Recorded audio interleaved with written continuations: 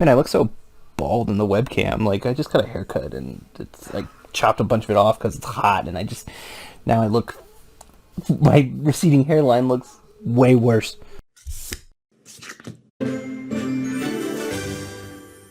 Recently, there was a card revealed for Disney Lorcana's 13th set, Attack of the Vine, that has me giddy. It's not a particularly good card. In fact, it's a card that probably won't see much play at all. It's just a basic, uncommon, vanilla card.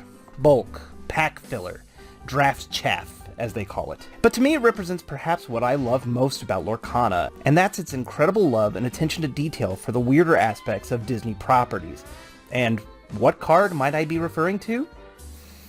The Irate Chef. The Irate Chef is an uncommon, inkable, 4-cost, 5/5 with 1 lore in steel. Again, pretty unremarkable, but what I love is that a card of this character exists at all. The Irate Chef is an incredibly minor character from the Emperor's New Groove. He exists almost entirely for one gag, and once he leaves the scene, we never see him again. I mean, he doesn't even have a name. He's so insignificant that Disney themselves don't even have an internal name for him to use on stuff like this. Why is he here? Why does this character have a card in this game? Because Disney Lorcana rules, and the team at Ravensburger have a deep reverence for the properties that they use. See, it's easy to make, develop, and sell cards of the big, popular characters. Mickey Mouse, Elsa, Cinderella, Aladdin, Simba, Moana, Buzz Lightyear, and Lorcana has plenty of those. Those are the characters you put on the packaging, the characters that sell the game. Nobody's buying Lorcana packs because the Irate Chef or Mrs. Hasagawa have cards. I mean, I guess somebody might be, but I can't say I've ever seen anybody say Mrs. Hasagawa is their favorite character or anything like that. But these kind of cards are important, especially to me, a freak who likes obscure Disney characters. I mean, I have a collection of Lennies from Toy Story. I love weird supporting characters. And Lenny's not nearly as obscure as some of the characters already in Lorcana, but they're important because, like I said, it's easy and expected to do the popular big characters. But the characters like this really add to the game's flavor and shows how much the Ravensburger team loves Disney. This makes Lorcana feel special, and not just like another set of random Disney crossover trading cards or a mobile game or something. There's no Rat Capone Topps Chrome card, if you know what I mean. So here's to the Irate Chef and Mrs. Hasagawa, to Starkey and Prince Ahmed and Snowana Rainbow, Poe Dispel and Thaddeus E. Clang, to Wind Up Frog, Space Cows, Gunther, and everyone's favorite, Grunge. You might not impact the game much. We might not ever even see most of you again. Some of you don't even have proper names. But you help make Lorcana worth collecting. You help make it magical. And because I don't want this video to just be 3 minutes long, I decided to do a list of the 10 obscure Disney characters I want to see come to Lorcana. I do have a few rules. One, they have to be from an IP already in Lorcana. Seems fair, right? Otherwise, the Harlequin demon from Nightmare Before Christmas would be my pick. I love that guy. I'm also excluding any spin-offs of existing IPs that aren't already in the game. Stuff like TV shows, comic books, video games, theme park rides. For example, Aladdin and Tangled both have really great animated shows with a lot of cool characters I would love to see, but we have no indication that those will ever appear in the game, so I'm sticking to what we already know. And trust me, I wanted to include Mondo from the Tiana's Bayou Adventure ride. I love that chonky frog. Give me a Mondo card, please. And finally, this is in order of how obscure I think they are and not how bad I want them. I thought it was more fun that way. Alright, let's do it. Number 10, the Mumraths from Alice in Wonderland. I'm putting the Mumraths at number 10 because it's hard to call anything from Alice in Wonderland obscure anymore. That movie has been merchandised to death, but if anything can be considered obscure, it's the Mumraths. I love these fuzzy, Muppet-looking dudes. I actually love everything from the Tolgi Woods and hope they come to Lorcana eventually, especially the Horn Ducks. I don't know what their deal is, but I find them adorable.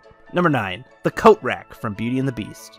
Another one that isn't that obscure, but compared to the likes of the other enchanted objects in the movie, it's not that well known. I mean, he doesn't even have a name, but this guy is fun. Get him in there. Number 8, the Baxen from Winnie the Pooh. It's a giant creature with a tail. Here, I'll draw Piglet in for scale. The Baxen is a made-up creature from the 2011 Winnie the Pooh movie, an incredibly underrated film. Highly recommended if you haven't seen it already. That Pooh and the gang think kidnapped Christopher Robin because they read his note of "back soon" wrong.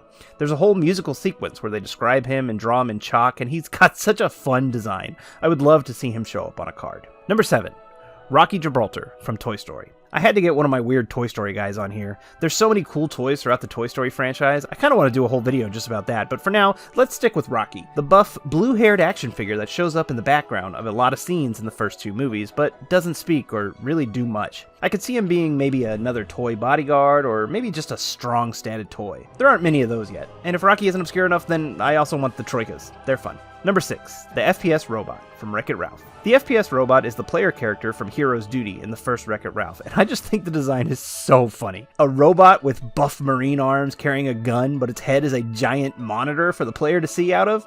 Great. Love it. Put that in Lorcana. Number 5, the Broken Boiler from Mickey Mouse. I'm cheating a little with this one because we haven't actually seen anything from the modern Mickey Mouse cartoons in Lorcana, but there is a lot of Mickey-related stuff, and I think the modern shorts are being criminally overlooked in this game. There's a lot to pull from here, but I'm specifically singling out the Broken Boiler from the Season 2 episode The Boiler Room. It's basically an angry, raging, anthropomorphic boiler that tries to eat Mickey. It's kind of scary, but would make a great Lorcana card. If we can have the Phantom Blot, we can have this guy. Also, that opens the door for them to do Minnie's broken toilet from the end of that episode, and that would just be really funny. There would be an evil toilet card in Lorcana. Number 4, Tammy and Bink from Chip 'n Dale Rescue Rangers.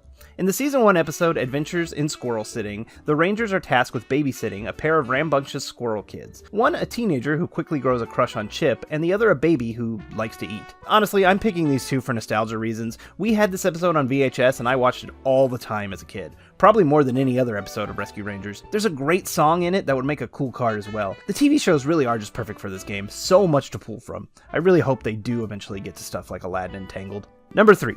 Stop Go from Lilo and Stitch the series. Stop Go is an experiment that looks like a traffic light designed to cause traffic jams by pretending to be a real traffic light. It is incredibly dumb, but look at him! He's so funny looking. He has to be a card. Give him an ability where he either exerts an opposing character or forces them to challenge or exert or something. It can be one of those, you get to choose, because he stops and goes, you see. Number 2, the Sloth Monster from Moana. The Sloth Monster is a creature that Moana runs into in Lalotai, the realm of monsters. It has like 5 seconds of screen time, but it's so weird and creepy looking, and I love everything about it. One of my favorite background creature designs in any Disney movie. If this thing ever gets a card, I will genuinely lose my mind, because there is a chance I am the only person on Earth who even cares about it at all. And number 1, Percival Fawnswater from 101 Dalmatians. There's a scene in 101 Dalmatians at Jasper and Horace's hideout where the two are watching an old fake game show called What's My Crime, where contestants have to guess the crime of a criminal. The criminal in this case is Percival Fawnswater, an old acquaintance of Horace and Jasper who was dumb enough to get caught and somehow end up on TV. It's a short, throwaway gag, but it's so funny and has really stuck with me over the years. I want this guy to get a card because he's so random and barely a character, and that is what makes Lorcana great. The appreciation for even the most background of background characters. Also, I would really love to watch all the content creators struggle to even identify what he's from. I'm mean and selfish that way. So that's my list. Do you guys have any obscure characters you want to see in Lorcana? Would any from this list be on yours? Would they now be on your list now that you know they exist? And would you be interested in me doing another one of these obscure character lists sometimes? I could definitely do more. But for now, be sure to subscribe and like this video. Check out my socials in the description. I post on Instagram all the time. And shout out to Lorcana Duo for revealing the Irate Chef card.